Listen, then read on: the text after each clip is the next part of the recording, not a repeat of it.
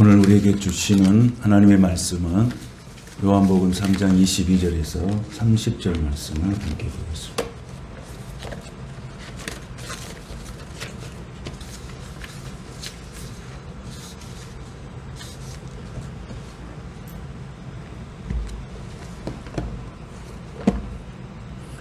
요한복음 3장 22절에서 30절 말씀 다 함께 한 목소리로 같이 22절부터 같이 봉독하겠습니다. 시작. 그 후에 예수께서 제자들과 유대 땅으로 가시고 거기 함께 유하시며 세례를 베푸시더라. 요한도 살렘 가까운 에논에서 세례를 베푸니 거기 물이 많음이라. 그러므로 사람들이 와서 세례를 받더라. 요한이 아직 옥에 갇히지 아니하였더라. 이에 요한의 제자 중에서 한 유대인과 더불어 정결 예식에 대하여 변론이 되었더니 그들이 요한에게 가서 이르되 납비여 선생님과 함께 요단강 저편에 있던 이곳 선생님이 증언하시던 이가 세례를 베풀매 사람이 다 그에게로 가더이다. 요한이 대답하여 이르되 만일 하늘에서 주신 바가 아니면 사람이 아무것도 받을 수 없느니라. 내가 말한 바는 나는 그리스도가 아니요 그의 앞에 보내심을 받은 자라고 한 것을 증언할 자는 너희니라. 신부를 취하는 자는 신랑이나 서서 신랑의 음성을 듣는 친구가 크게 기뻐하나니 나는 이러한 기쁨으로 충만하였노라. 그는 흥하여야 하겠고 나는 쇠하여야 하리라 하니라. 아멘. 오늘 말씀 제목은 오직 예수님만 생각합니다. 그런 말씀 제목으로 같이 은혜를 나누겠습니다. 오직 예수님만 생각합니다. 2023년 우리가 살아가면서 오직 예수님만 생각하는 그런 은혜의 시간들이 되시기를 축복합니다. 많은 사람들이 무대 위에 서서 이렇게 조연이 되고 싶어 합니다. 그러나 조연이 없이 감동적인 영화를 만들 수는 없습니다. 그리고 훌륭한 연극이나 탁월한 드라마도 존재할 수가 없습니다. 이 세상에 주연은 소수입니다. 우리는 자신이 많은 배역이 크든 작든 최선을 다해서 살아가려고 하는 것이 하나님께서 주시는 소명입니다. 우리가 그런 소명의식을 분명히 깨달을 때 우리의 삶이 풍요로워지고 더 아름다워질 수 있습니다. 무대 뒤는 항상 어둡습니다. 왜냐하면은 무대 뒤는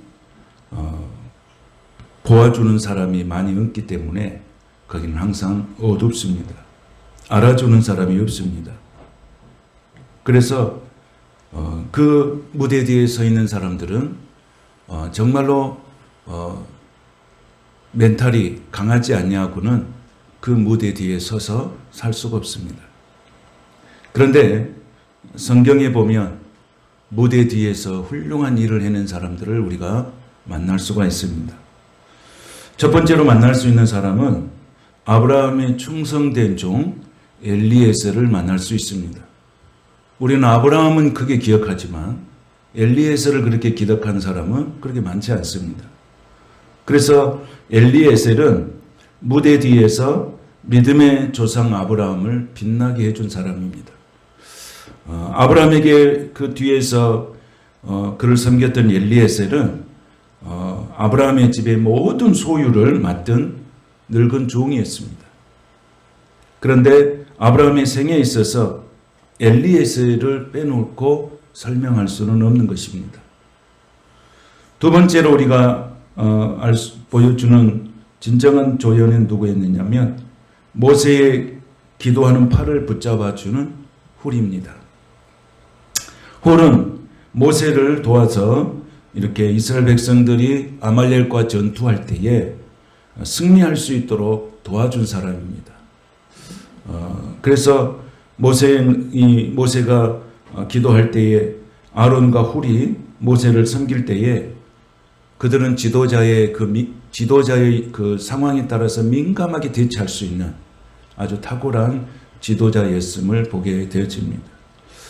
세 번째로 우리가 볼 수 있는 사람은 모세의 장인 이드로입니다.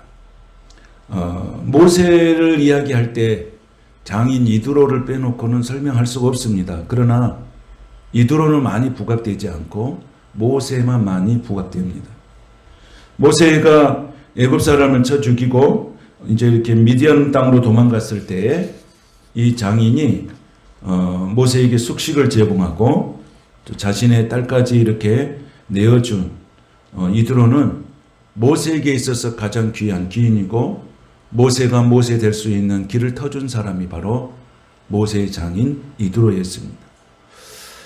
네 번째로 보면 여호수아를 위해서 무대의 배경이 준 사람 갈렙을 우리가 들을 수가 있습니다. 갈렙은 여호수아와 함께 가나안 땅을 이렇게 정탐했던 인물이고 또 여호수아와 함께 모세의 그 뒤에서 모세를 아름답게 섬겼던 사람들입니다. 그리고 나이가 80대 중반이 되었을 때에도 정말로 이 산지를 내게 주소서라고 하는 그런 영적인 힘이 있던 사람이 바로 갈렙입니다.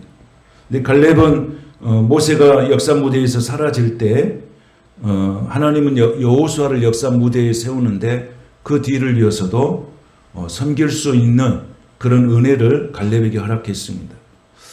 우리가 한 번 섬기는 것은 쉽지만은 계속해서 섬기는 것은 어렵습니다. 그런데 이 갈렙이 계속해서 그렇게 섬김의 길을 걸어왔음을 볼 수가 있습니다.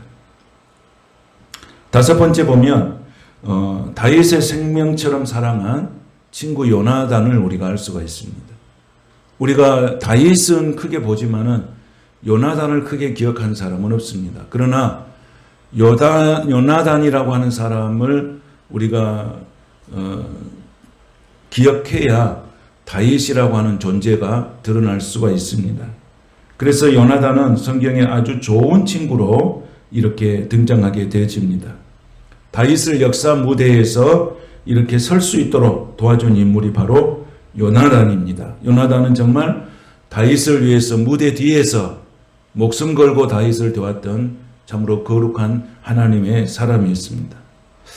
여섯 번째로 우리가 알 수 있는 정말 건강한 조연, 하나님이 쓰시는 조연이 누구였냐면 엘리사를 수종든 수넴 여인을 우리가 들 수가 있습니다. 엘리사를 수종 들었던 이 수넴 여인은 엘리사를 정말로 아름답게 섬겼습니다. 그러나 엘리사라고 하는 이름은 크게 우리가 알고 있지만은 수넴 여인은 크게 이렇게 우리 속에 회자되지 않는 것을 볼 수 있습니다. 일곱 번째로 보면 나아만 장군을 구원한 이름 없는 작은 계집종. 이렇게 성경에 보면 이름 없이 그냥 작은 계집이라고 포로로 잡혀온 그 여인을 그냥 자기 계집종이라고 그렇게 성경에 기록하고 있습니다. 이 계집종을 통하여서 어떤 일을 했냐면 나아만 장군이 나병 환자에 걸렸을 때에 엘리사를 만날 수 있는 통로를 통해서 했고 그 통로를 통해서 나아만 장군이 치유를 얻게 되어집니다. 나아만 장군은 크게 부각되지만은 이 이름 없는 작은 계집종은 크게 부각되지 않죠. 근데 하나님의 거룩한 일을 감당했던 한 여인이죠. 여덟 번째로 우리가 볼 수 있는 진정한 조연은 누구였느냐면 에스더를 왕비로 키운 모르드게입니다. 우리는 에스더 그러면 크게 잘 알지만은 모르드게를 잘 모릅니다. 근데 모르드게 없이 에스더는 이렇게 하나님의 귀한 일들을 감당할 수가 없었습니다. 토마스 칼라일이라는 사람이 이랬습니다. 이런 진정한 조연, 진정한 영웅은 소수의 특출한 지도자만을 의미한 것이 아니고 그가 의미하는 것은 그 자리에서 성실하게 일하는 사람이었다 그랬습니다. 모르드게를 두고 한 말이죠. 우리가 영웅이 될 수 있는 것은 어떤 특정한 소수에만 국한된 것이 아니고 성실하게 살아가는 모든 사람들은 다 영웅이 될 수 있다는 것입니다. 그래서 이 모르드게는 자신의 무대에서 활동하기보다는 에스더를 무대에 세웠던 무대 뒤에 선 진정한 영웅이었습니다. 목숨을 거는 영웅이었죠. 아홉 번째는 바울의 역사 무대에 세운 바나바입니다. 바나바가 바울을 이렇게 청빙하지 않았다면 바울의 사역은 어떻게 됐을지 알 수는 없습니다. 바나바라고 하는 귀한 하나님의 사람이 바울을 만날 수 있도록 길을 터줬기 때문에 이 바울이란 사람이 이방인의 복음의 선교자로 세우심을 받을 수가 있는 것입니다. 성경에 보면 바나바는 착한 사람이었다 그랬습니다. 착한 사람. 우리가 보는 기준에 착한 것이 아니고 하나님이 봤을 때 바나바는 정말 착한 사람이었다는 거예요. 착한 사람이었는데 바나바는 착한 사람인 동시에 유능한 사람이었습니다. 그래서 착한 사람은 어떤 일을 하느냐? 하나님 앞에서 착한 사람은 다른 사람을 세워주는 일을 하는 거예요. 그러니까 하나님은 착한 사람을 통해서 뭘 하냐면 사람을 세우는 일을 하고 교회를 세우는 일을 한다는 것입니다. 이게 바나바를 통해서 주시는 말씀이에요. 바울의 역사의 무대에서 등장한 바나바. 열 번째는 베드로를 위해서 기도한 로데라고 하는 사람입니다. 우리가 하나님은 기도의 사람을 가장 소중하게 기억하고 계시는 줄로 믿습니다. 기도는 그 기도의 사람을 통해서 하나님은 기적을 만들어 가시는 것입니다. 그래서 하나님은 우리에게 쉬지 말고 기도하라고 말씀하시는 것은 기도의 사람을 통해서 하나님은 기적을 만들어 가시기 때문입니다. 그래서 우리가 무슨 일을 하고자 하면 먼저 기도하는 사람들을 일으켜서 기도하는 일을 하신 후에 하나님께서 하나님의 일을 성취해 가는 것을 보게 되어집니다. 그래서 로데라고 하는 이 사람이 베드로를 위해서 기도하는 것은 굉장히 베드로의 사역에 중요하고도 중요한 역할이었다는 것을 볼 수 있습니다. 11번째로 볼 수 있는 것은 바울을 위해서 헌신한 에바브로디도입니다. 이 에바브로디도는 빌립보서에 한 번 등장합니다. 그런데 바울이 빌립보서에서 에바브로디에서 어떻게 이야기했냐면 주 안에서 모든 기쁨으로 환영할 뿐만 아니라 그와 같은 자들을 존귀 여기라고 권면합니다. 그러니까 바울에 있어서 이 에바브로디도는 정말로 너무너무 소중한 하나님의 사람이었음을 볼 수가 있습니다.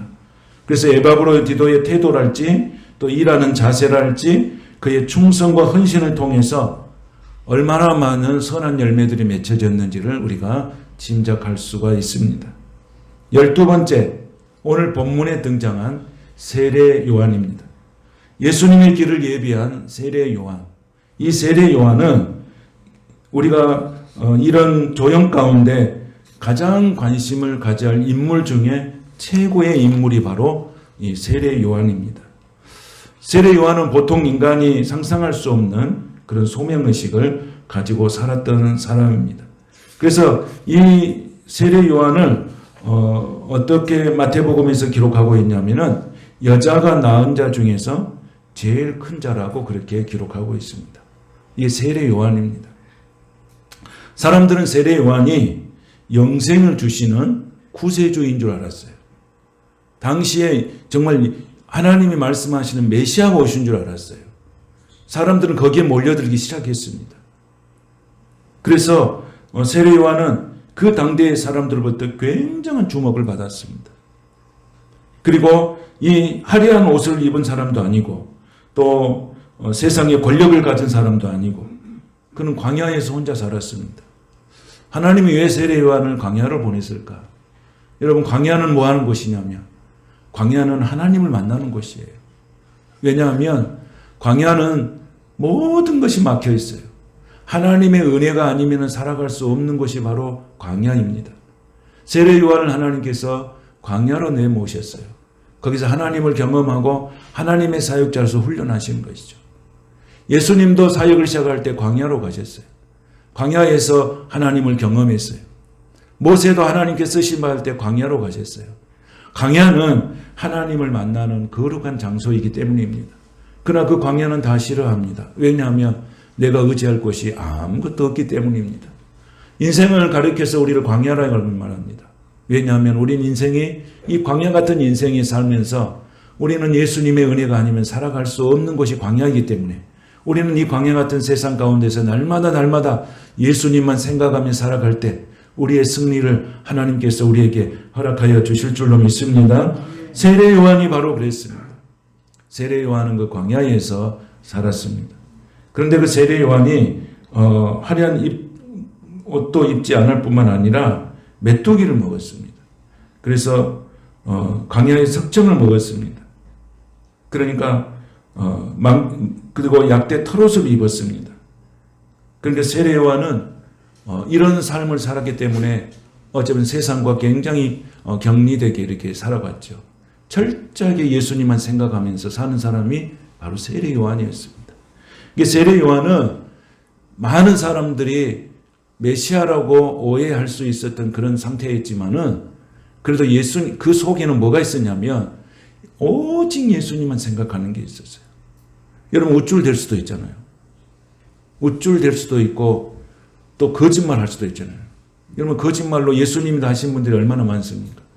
우리나라에도 60명이 넘는다는데 이렇게 할 수도 있잖아요. 그런데 이 세례 요한 속에는 그런 생각이 아무것도 없었어요. 아무것도 없었어요.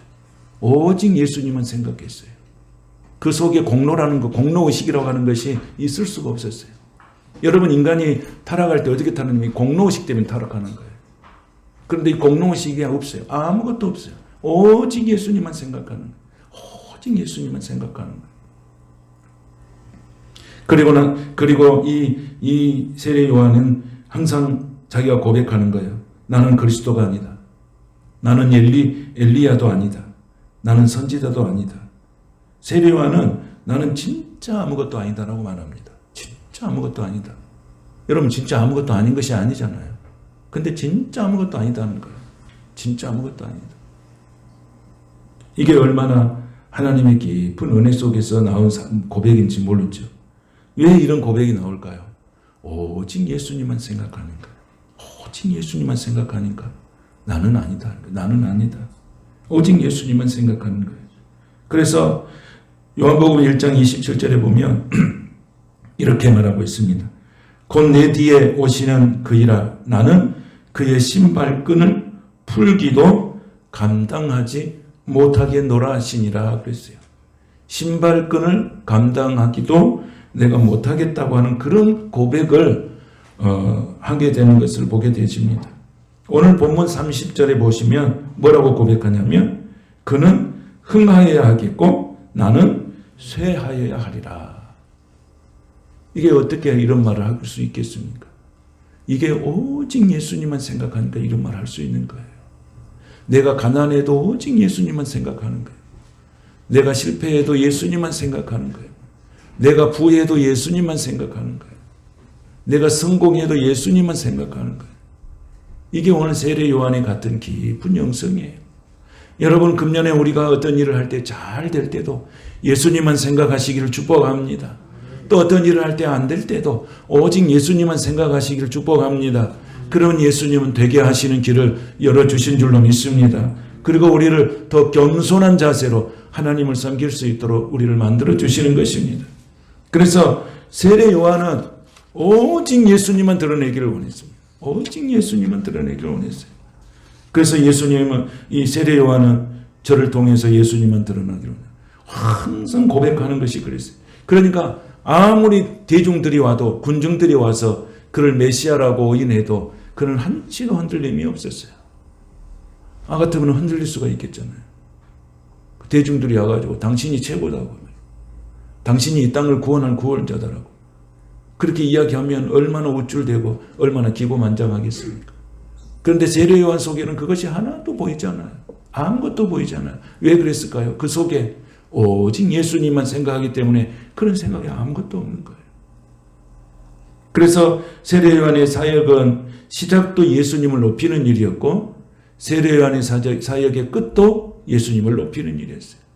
그래서 예수님은 오늘 자신을 표현할 때 뭐라고 표현하냐면 나는 알파와 오메가라고 그럽니다. 우리 인생의 삶에도 알파 오메가가 있는데 시작도 예수님이요 마침도 예수님이 되시기를 축복합니다. 우리의 모든 인생의 시작은 예수님이세요. 우리 가정의 시작은 예수님이세요. 우리 직장의 시작은 예수님이세요. 우리 사업의 시작은 예수님이세요. 내 인생의 모든 것은 예수님이세요. 그리고 모든 마무리는 예수님으로 마무리되는 것입니다. 이게 오늘 우리에게 주신 하나님의 축복이고, 그렇다면 알파와 오메가이신 예수님께서 모든 것 책임지신다면 우리의 인생은 예수님 손 안에서 형통의 길이 열려지게 되는 줄로 믿습니다. 그 예수님을 붙드신 거예요. 그 예수님, 잘되게 하신 예수님, 세례요한은 그 예수님을 붙든 거예요. 그 예수님을 붙든 거예요. 통로예요. 여러분, 우리가 축복의 통로 이렇게 이야기했잖아요. 그러면 축복의 통로가 되려면 뭘 해야 되겠어요? 먼저 내가 복을 받아야 되겠잖아요. 내가 복을 받아야 통로가 되잖아요. 내가 기도의 통로가 되려면, 믿음의 통로가 되려면 내 믿음이 있어야 되겠잖아요. 여러분, 금년에는 여러분들이 통로의 역할을 감당하십시오. 그럼 먼저 뭘 받아야 되겠어요? 축복의 통로가 되려면 내가 먼저 복을 받아야지. 그렇게 되시기를 축복합니다. 오직 예수님만 생각할 때 그렇게 하나님 쓰시는 거예요. 오직 예수님만. 오직 예수님만 생각하면 여러분들이 자녀의 길도 열릴 줄로 믿습니다. 여러분의 사업의 길도 열릴 것입니다. 직장의 문도 열릴 것입니다. 예수님만 생각하시라는 거예요. 예수님만. 이게 바로 세례요한이 우리에게 보여주는 깊은 영성이에요. 예수님이요. 나의 나된 것은 다 하나님의 은혜다. 이게 바울의 고백 아닙니까? 내가 다른 이 사도보다도 더 많이 수고하였으나 나는 아니다. 오직 나와 함께 하신 하나님의 은혜로라 그랬습니다. 여기 여러분 그리스도인이에요. 이게 신앙이에요. 내가 전번에 여기 교회에 목사님 위임 목사건이 있어가지고 제가 가가지고 이제 대리 단임회장으로 가서 당회를 운영했어요. 근데 그 장로님이 세 분이신데 그분이 한 분이 저에게 와서 그런 말을 해요. 목사님, 저는 아무것도 아닌데 장로님이 되어버렸습니다. 그러면서 와 그런 말을 계속하는 거예요. 나는 아무것도 아닌데 장로님이 되어버렸습니다. 그래서 하나님의 은혜입니다. 장로님은 하나님의 은혜입니다. 그 은혜를 평생에 잊지 마십시오. 내가 처음에 시작할 때 나는 아무것도 아닌데 장로님이 됐다. 세 분 중에서 한 분이 그 말을 꼭 하더라고요. 아무것도 아닌데 내가 장로님 됐습니다. 그 마음을 평생 잊지 마십시오. 그 마음을 평생 가다듬으십시오. 그러고 난 다음에 제가 이제 공동회의를 또 인도했잖아요. 공동회의 인도하면서 그랬어요. 여기 장로님이 그런 말 하십니다. 나는 아무것도 아닌데 장로가 됐다고. 그래서 그 마음 그대로 그 은혜로 살라고 그렇게 했습니다. 나는 당연히 장로가 돼야 되는데 했을 때 거기는 은혜가 없는 거죠. 내가 당연히 돼야 될 사람이 당연히 됐다면 은혜가 없는 거죠. 그런데 나는 아무것도 아닌데 이렇게 장로가 되었습니다. 장로님 그 은혜로 사십시오. 여러분 장로가 될 때는 어떻게 했겠어요? 마음이 옥토가 아니겠습니까? 옥토였겠잖아요. 그러니까 장로님 되었지 않겠어요? 얼마나 신앙생활 열심히 했겠어요? 기도하는 생활, 예배 생활, 전도하는 생활 이런 걸 열심히 했으니까 됐을 거 아니에요? 그런데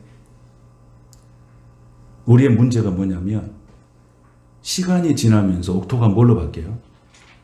가시밭으로 바뀌고 돌밭으로 바뀌어버려요. 시간이 지나면서.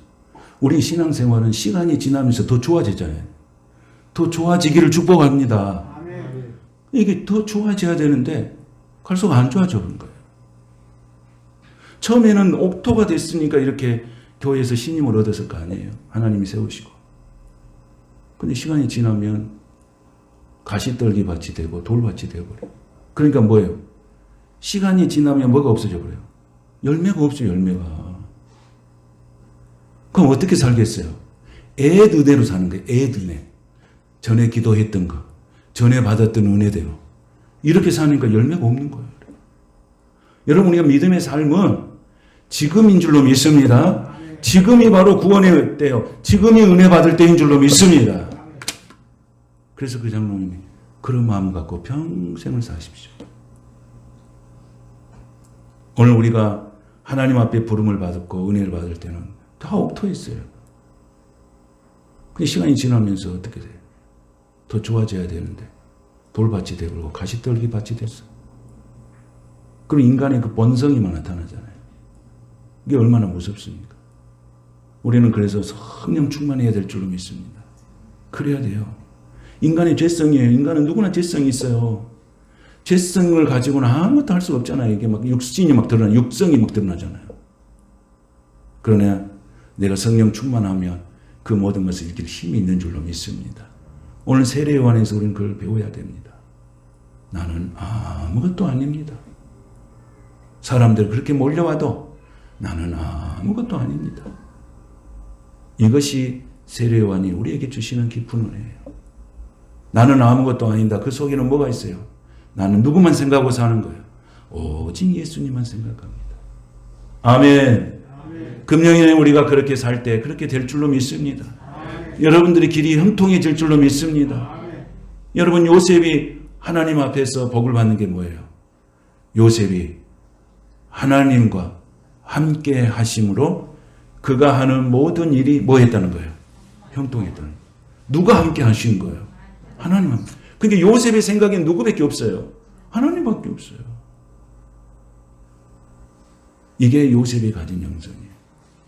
오늘 그 영성을 우리가 금년에 우리가 살아가시면서 끝까지 하나님이 나와 함께 하심으로 내가 하는 모든 일이 형통한 은혜를 하나님이 허락하여 주시옵소서라고 그렇게 간절히 하나님께 부르짖는 귀한 심령들이 되시기를 축복합니다. 그래서 하나님께서 바울도 이런 은혜를 받았다고 아까 이야기했잖아요. 바울도 이런 은혜를 받았어요. 어떤 은혜를 받았어요? 바울도 내가 모든 사도보다도 더 어떻게 했다? 더 많이 수고했다. 그건 알아. 내가 다른 사람보다 더 많이 수고한 거 알아. 내가 다른 사람보다 더 많이 전도하고, 내가 다른 사람보다 더 많이 헌금도 하고, 내가 다른 사람보다 더 많은 영적인 사역을 감당한 걸 알아. 그런데 뭐라고 고백하냐면 하나님께서 내게 주신 은혜는 이건 내가 한 것이 아니다는 거예요. 내가 한 것이 아니에요. 여러분, 이 속에 우리가 들어갈 때 우리가 이길 수 있어요. 승리할 수 있어요. 여러분, 내가 사업을 하고 직장 생활을 하고 또는 자녀들을 양육하고 하는 모든 것들을 내가 한 것이 아니에요. 누가 한 것이라는 거예요? 다 하나님의 은혜라고 하는 거예요. 여기에 답이 있어요, 여러분. 여기 답이 있어요. 우리가 자녀를 키우면서 내가 얼마나 죽고 살고 너를 키웠는지 몰라. 이게 답이 아니에요. 내가 너를 키우기 위해서 얼마나 죽고 살고 기도했는 줄 아느냐. 네가 너를 양육하기 위해서 네가 얼마나 죽고 살고 몸부림치면서 하나님 앞에 기도한 줄 아느냐. 이게 답이에요, 여러분. 우리는 육신의 생각만 하는 거예요. 내가 너를 키우기 위해서 얼마나 몸부림 고생했냐. 이게 아니에요. 내가 너를 키우기 위해서. 네가 너를 하나님의 사람으로 만들기 위해서. 우리 자녀들 앞에서. 내가 이렇게 하기 위해서 얼마나 하나님 앞에 눈물로 울부짖으며 기도했는지를 너는 아느냐.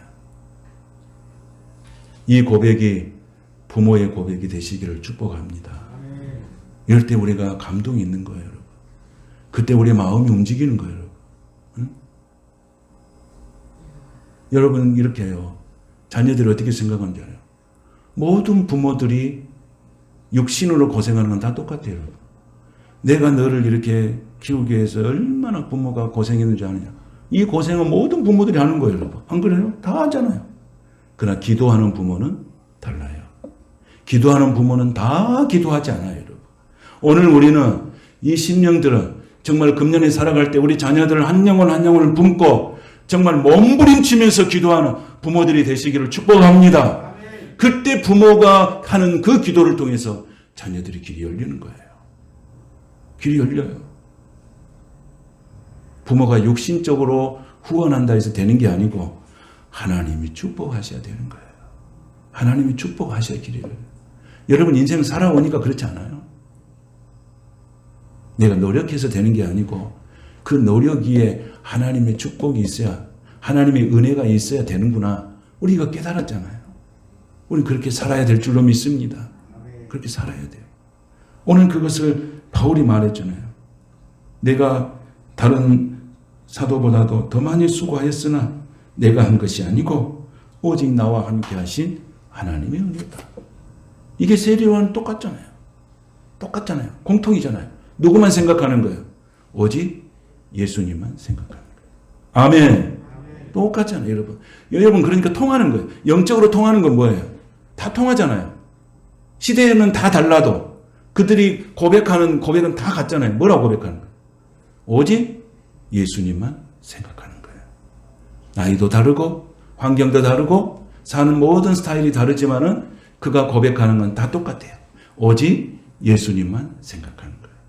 그는 흥하여야겠고 나는 쇠하여야 하리라. 오늘 하나님께서 은혜의 말씀을 우리에게 주실 때 귀로만 들으면 안 됩니다. 귀로만 들으면 안 됩니다. 뭘로 들어야 되냐면 눈으로 봐야 됩니다. 욥기서 42장 5절에 보면 욥이 이런 고백을 해놨어요. 하나님의 말씀을 전에는 귀로만 들었어요. 귀로만 들으니까 어떻게 해요? 잊어버리잖아요. 그런데 이제는 뭘로 본다고요? 눈으로 봅니다. 할렐루야.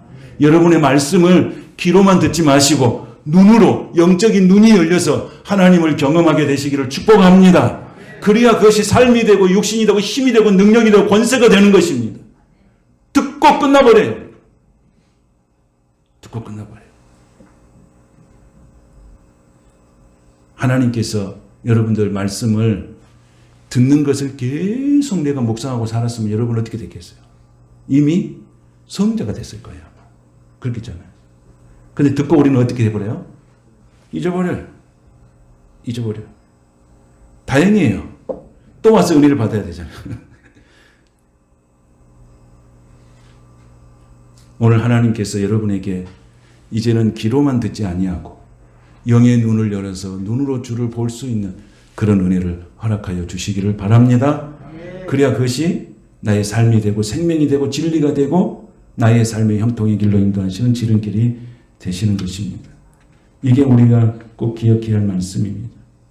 그래서 하나님께서 오늘 우리에게 주시는 그 말씀이 바로 그거예요.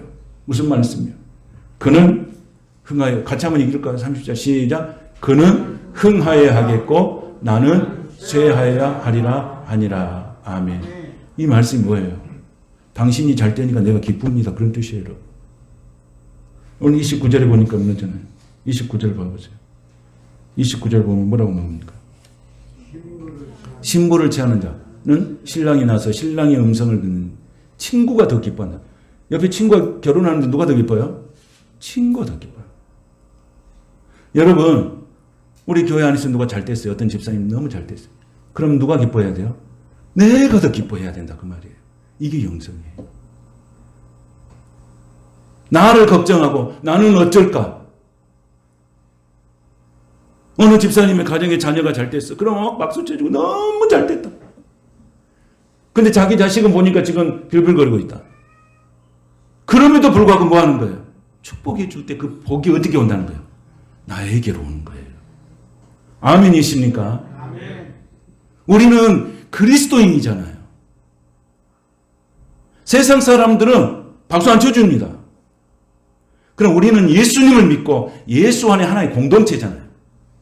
집사님이 잘 되는 것이 나의 기쁨입니다. 집사님의 자녀가 잘 되는 것이 나의 기쁨입니다. 이게 바로 하나님이 우리에게 주신 영성이에요. 한번 옆 사람 해보세요. 한번 시작 한번 해보겠습니다. 시작. 집사님이 잘 잘 안 돼가지고 하려는 게 어색하죠. 집사님이 잘 되시는 거, 장로님이 잘 되시는 거, 권사님이 잘 되시면 나의 기쁨입니다. 그러니까 교회 안에 어떤 성도가 또 어떤 성도의 가정의 자녀가 잘 됐다 그러면 그걸 내 일보다 더 기뻐해 줘야 돼요. 아멘. 그럴 때 나에게도 그 일이 온다니까요. 나에게도 그 일이 와. 축복하는 자에게 하나님이 축복해 주신다고 하셨잖아요. 그 일이 나에게도 온다니까요. 남이 잘 되는 거 시기하고 질투는 세상 사람들이 하는 거예요. 그 마귀가 주는 마음이에요. 그는 흥하여야 하겠고 나는 쇠하여야 해. 당신이 잘 될 수 있다면 나는 최고의 기쁨입니다. 이게 하나님이 우리에게 주시는, 금년에 우리에게 주신 이 말씀을 여러분들이 생명처럼 붙잡게 되시기를 축복합니다. 그래서 교회에서 주시는 하나님의 은혜가 얼마나 귀한지 모르죠. 예배가 얼마나 귀한지 모르죠, 여러분. 말씀 한마디 한마디가 얼마나 귀한지 모르죠. 찬송 한마디 한마디 하는 게 얼마나 귀한지 모르죠. 여러분, 우리 인생을 살아가다 보면 이 땅에서 예배가 끝나는 날이 올 거 아니에요. 찬송이 끝나는 날이 옵니다. 이 땅에서 기도가 끝나는 날이 옵니다. 반드시 올 거 아닙니까, 누군가에게. 그럴 때 우리 하나님 앞에 섰을 거 아닙니까, 이제. 우리 하나님 앞에 서요. 그럼 하나님 앞에 섰을 때 여러분 뭐라고 대답하실랍니까? 이 세상의 모든 것이 끝나고 하나님 앞에 섰을 때 여러분 그것은 뭐라고 대답하시겠어요? 뭐 하다 왔다고 그렇게 하랍니까? 예수님을 생각하고 왔습니다. 오직 예수님만 생각하는데 너무너무 부족했습니다. 하나님의 뜻을 이루면서 몸부림치다 왔습니다. 저는 그렇게 고백할 수 있을 것 같습니다.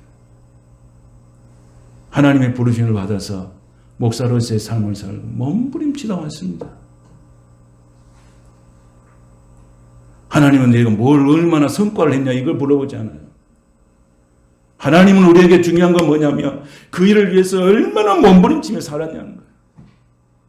하나님은 5달란트, 2달란트, 1달란트 받은 자에게 그 달란트를 얼마 남겼느냐가 중요한 것이 아니고 네가 받은 그 달란트를 위해서 그 달란트를 이루기 위해서 얼마나 몸부림치며 살았느냐, 얼마나 최선을 다했느냐 그걸 물어보시지. 네가 세상에서 달란트를 얼마나 남겼느냐 이게 하나님 관심은 없어요. 몸부림치며 살았습니다. 제 말씀을 준비하면서도 그런 생각이 있어요. 목회를 쭉 해오면서 60이 넘어가죠. 내 나이가 60이 넘어가요. 엄청 많이 먹었죠. 놀라지도 않네. 그런데 뒤를 돌아보면서 딱 할 수 있는 고백이 뭐였냐면 야, 몸부림치면서 왔구나. 이거 하나만 딱 들렸어요. 그 하나만 내 속에 딱 이렇게 고백이 됐어요. 하나님 정말 몸부림치면서 왔네요. 앞으로도 어떻게 살아요? 앞으로도 몸부림치면서 살아야죠. 사랑하는 성도 여러분, 내 눈에 열매가 보이지 않아도 하나님 앞에서 몸부림치며 살 때 그것이 하나님 앞에서 큰 상급인 줄로 믿습니다. 그걸 하나님 원하시는 거예요. 말씀을 정리하겠습니다. 하나님께서는 세상에 살아가면서 수많은 사람들을 만나게 합니다. 여러분도 금년에도 수많은 사람 만나게 할 거예요. 근데 그 만나는 사람을 나를 통해서 그 사람이 잘 되는 은혜를 베푸시기를 축복합니다. 당신은 나를 만나서 잘 된 거야. 왜 그 사람이 잘 된 거예요? 내가 복의 통로기 때문에 잘 되는 거예요. 나는 이미 복을 받았기 때문에. 나는 이미 복을 받았습니다. 아멘. 나는 이미 복을 받았습니다. 아멘. 나는 이미 복을 받았어. 그래서 나를 만나는 그 사람은 나 때문에 그 사람이 복을 받는 거예요. 그런 은혜가 2023년 여러분의 인생 가운데 일어나게 되시기를 축복합니다. 그런 일들이 많이 일어나서 주위에 많은 사람들이 나는 당신을 만나서 나는 복된 사람이 되었다고 고백하는 그런 은혜의 해가 되시기를 주님의 이름으로 축원합니다. 거룩하신 하나님 아버지 감사합니다. 오늘 또 우리 인생의 삶에 하나님이 가까이 하시고 우리에게 필요한 것은 금덩이 은덩이가 아니라